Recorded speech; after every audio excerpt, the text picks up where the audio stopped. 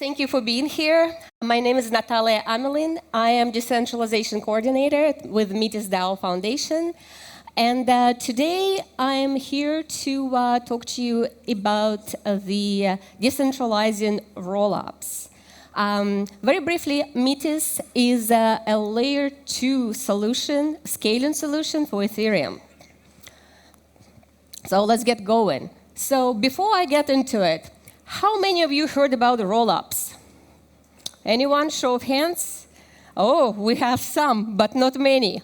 But don't worry, you're going to learn about it now. So what exactly is a rollup?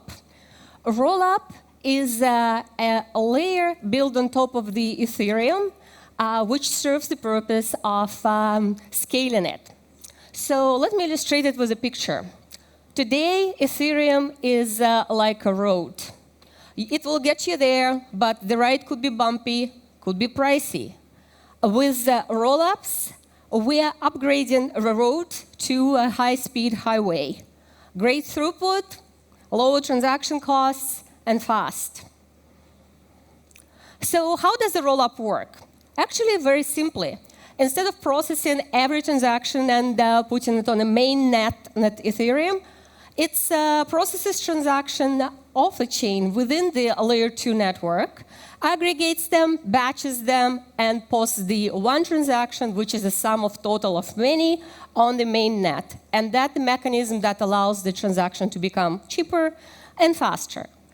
And there is this service provider sequencer, which is an integral part of this layer 2 rollup solution. And it is a sequencer that's responsible for this aggregation, batching, and posting transactions on a mainnet. Keep it in mind. I'll get back to it. It's important. So one of the major forces behind the blockchain development has been this pursuit of decentralization. When I first heard about the blockchains, I learned that they are trustless. So what does it mean, trustless?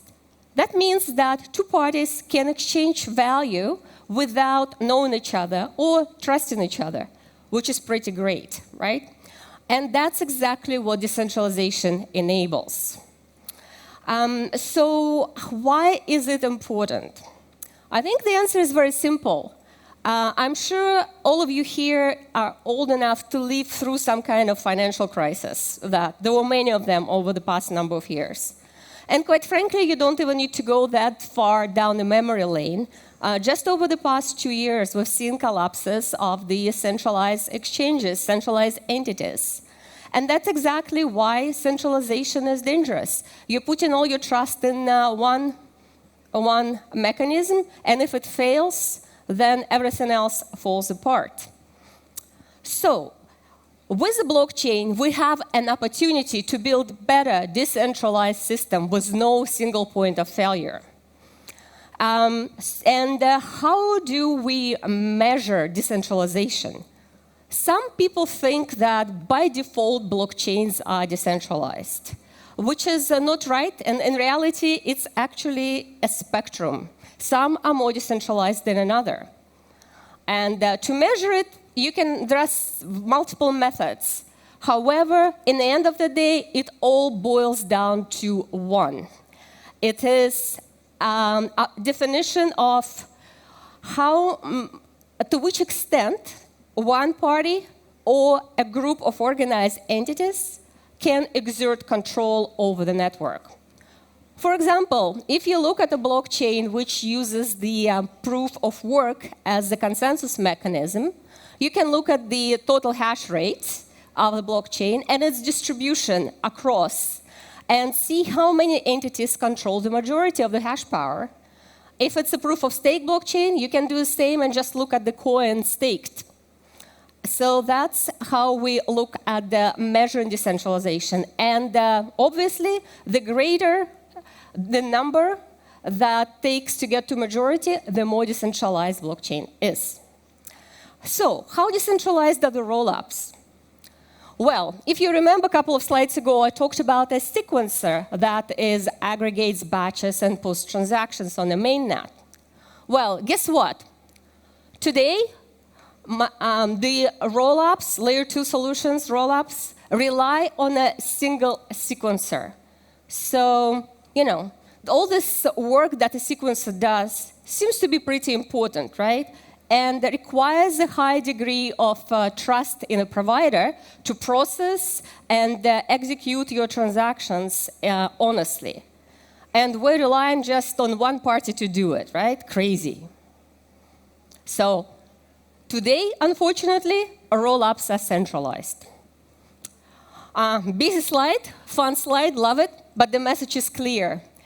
If you care about building censorship-resilient solutions, you need to care about decentralization. And if you do care about decentralization, you do need to care about decentralizing your sequencer, period. So how do we do it? One of the mechanisms we are offering is building a decentralized sequencer pool. So instead of having one sequencer, we're creating a proof-of-stake-based pool consisting of many, and who all will take turn, which will be probabilistic based on the amount stake, to provide the service of processing, batching, and processing transactions. Of course, in exchange for a healthy reward. The remaining sequencers will have their chance later, but in the meantime, they get to validate the information the chosen sequencer done and challenge if there are any discrepancies.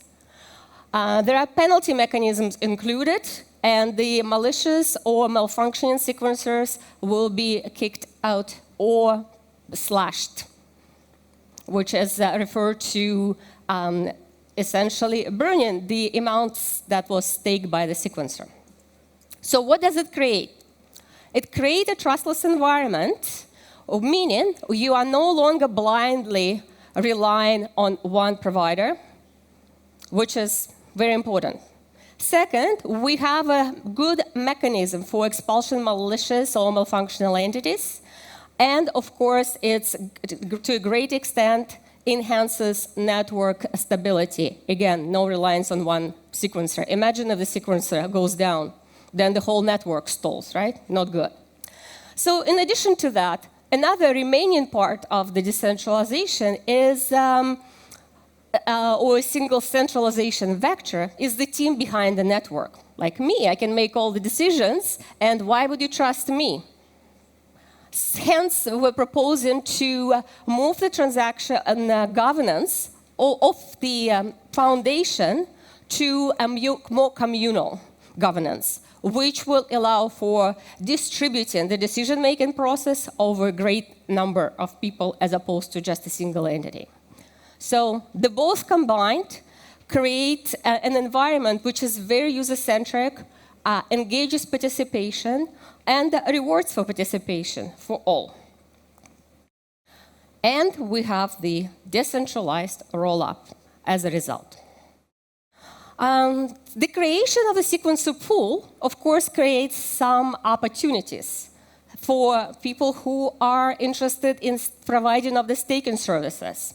So you can contribute to decentralization of network, which is a great honorable task, but also you earn the rewards and earn a share of gas revenue, which is pretty great. And of course, you also gain an experience as a sequencer node provider. And you can use this experience as more and more layer 2 solutions will start decentralizing their sequencers, which will happen, I promise you. Some of you may ask, so what do I need to become a sequencer or sequencer node provider? Well, ideally, you would want to have some experience with a staking pool. You have ability to stake coins, and you have access to liquidity, because this is a part of your service. And the technical characteristics also listed there. I'm not going to go through them. You can take a picture if you're interested, memorize. And last but not least, if it was only a 10-minute presentation, I couldn't really tell you a lot about it. If you are interested, do find me. You can access me through the Blockchain Live networking app.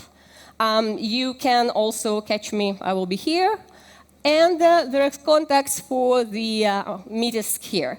You see our Telegram, you see our Twitter. Please reach out. Do not hesitate. Thank you for your attention.